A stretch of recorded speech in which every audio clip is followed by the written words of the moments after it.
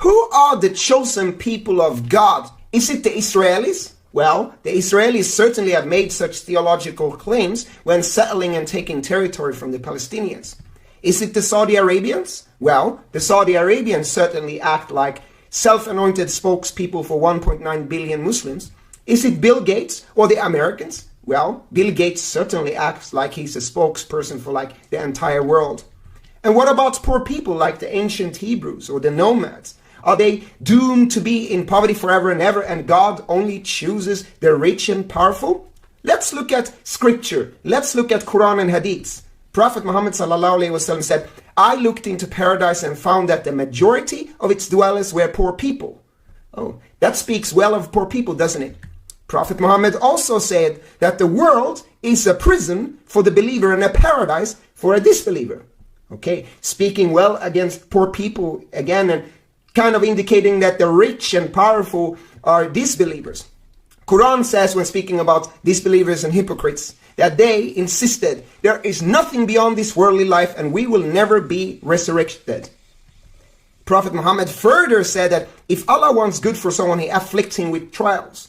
So scripture tends to suggest almost the opposite, that the poor people or the people of difficulty in the worldly life are blessed by God. Scripture even tends to suggest that the poor people may be the believers, or that the believers experience this worldly life as a prison, but the disbeliever, the kafir, experiences this worldly life like a paradise. So it seems like it is upside down, doesn't it? Prophet further said that the Antichrist, with him will be paradise and hell, but the Antichrist hell will be paradise and his paradise will be hell. So this prophecy on the Antichrist or the Dajjal suggests that he kind of turns things upside down. And we live in ages right now where we worship the American dream, materialism. We look up to Elon Musk, to Bill Gates, to Netanyahu, to the Saudis. But can it actually be that the ancient Hebrews, who were slaves and oppressed, and the nomads, which is actually what Arab means desert nomad, these are poor people, these are people who struggle in the dunya, they are the ones who are chosen by God, whilst the rich and powerful are agents, maybe, of the great deceiver. L'aspect spirituel a beaucoup plus d'importance, et même ceux qui sont dans les religions dites révélées ou abrahamiques sont dans cette dimension beaucoup plus soufie. Pour je parle par exemple des mourides, les Tidianes, ou les Éthiopiens, les orthodoxes éthiopiens. Ils vont, même s'ils sont dans ces religions-là, ils seront toujours dans une dimension ésotérique. Mais au-delà de ces réalités-là, la majorité de la population, moi je suis d'un pays où le vaudoun, qui est caricaturé en Occident, parce que évidemment ce que l'Occident ne maîtrise pas, il va le diaboliser.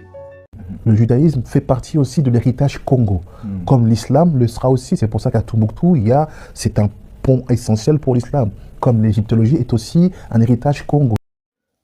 J'avais condamné les rabbins congolais convertis qui établissaient des liens entre le judaïsme et la spiritualité Congo.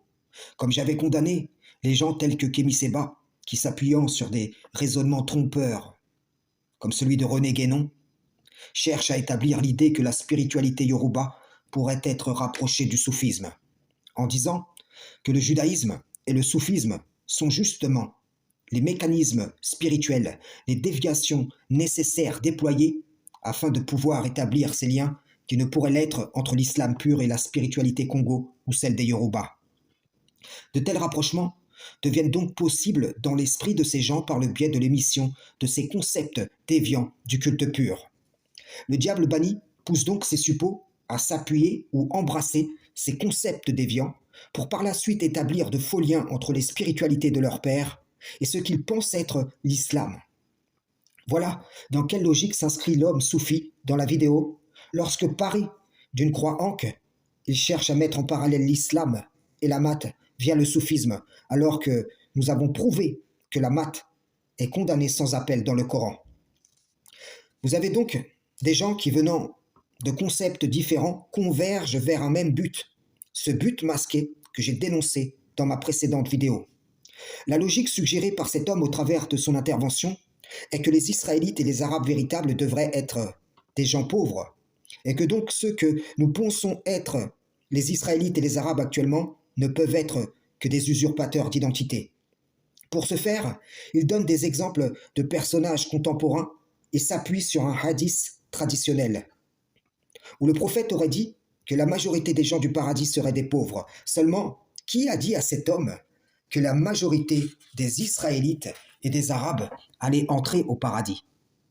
Allah a dit à Abraham au sujet de sa descendance, « Ma promesse ne s'appliquera pas aux injustes d'entre eux. » Et si Allah les a comblés de biens, eux et leurs ancêtres, et qu'ils ont été et sont à l'égard de ces dons en état d'ingratitude, eh bien, cela ne sera pour eux qu'une jouissance temporaire de cette présente vie, embellissant leur mauvais comportement. Et la récompense sera pour ceux qui auront accompli les œuvres d'Abraham, devenant, si ce n'est charnellement, ses enfants au sens spirituel. Éprouvez l'esprit des discours que vous entendez, afin de ne pas être en erreur. Et savoir discerner ce qui vient au nom du Tout-Puissant. Frères et sœurs en islam, salam, shalom.